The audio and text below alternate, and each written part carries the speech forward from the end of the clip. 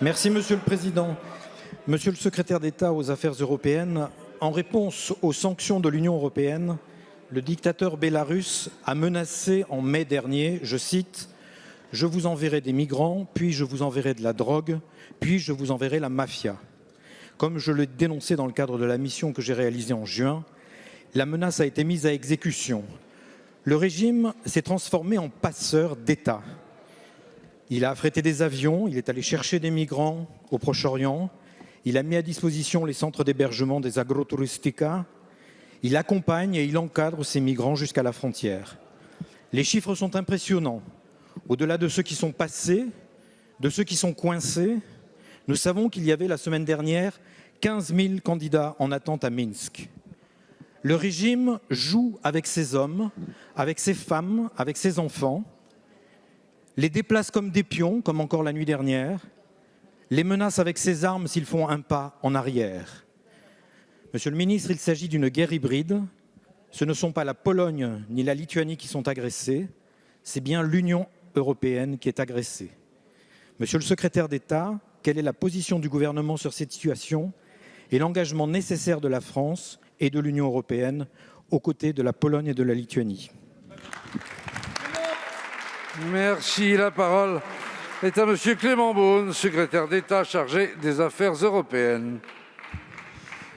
Monsieur le Président, Mesdames et Messieurs les députés, Monsieur le député Frédéric Petit, vous avez raison de dénoncer une situation scandaleuse qui est un véritable trafic d'êtres humains organisé par le régime biélorusse. Je ne reviens pas sur les épisodes précédents. En réponse à une fraude électorale, à une situation inacceptable, l'Union européenne avait appliqué un certain nombre de mesures de sanctions. Et à la suite de cela, effectivement, le régime biélorusse a organisé ce trafic migratoire en instrumentalisant des vols depuis le Proche-Orient principalement et en organisant l'arrivée à la frontière de l'Union européenne. Je veux redire, comme vous l'avez fait, que c'est une crise européenne qui nécessite une réponse européenne et redire à cette occasion toute la solidarité de la France avec la Pologne, avec la Lituanie, avec la Lettonie, puisque ce sont les trois pays directement concernés par ces pressions. Je me suis rendu moi-même au mois de septembre, dès le mois de septembre, à la frontière entre la Lituanie et la Biélorussie pour apporter le soutien de la France, soutien matériel, et le soutien européen s'est poursuivi.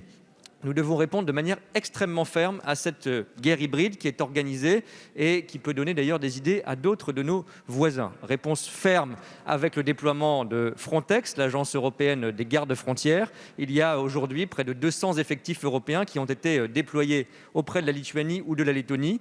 La Pologne n'a pas à ce stade souhaité faire appel aux moyens européens, je le regrette, mais il reste parfaitement disponible pour appuyer la Pologne dans cette réponse. Nous devons répondre avec fermeté, mais aussi avec nos valeurs, dans le respect de la règle de droit.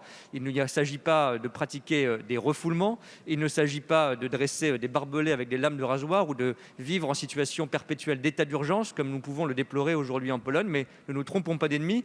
Il s'agit de répondre ensemble à cette provocation de la Biélorussie, et nous sommes encore solidaires avec la Pologne si elle a besoin des moyens européens.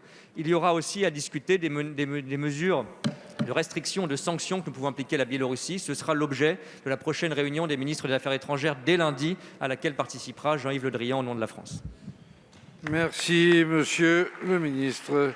Monsieur le député.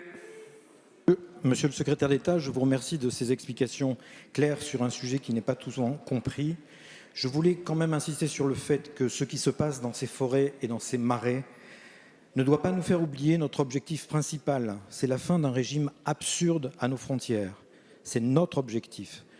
Comme le dit la chanson de Solidarność, qui a été reprise aujourd'hui par le peuple bélarusse, la chanson Muré, c'est la seule solution pour que les murs puissent tomber, tomber, tomber.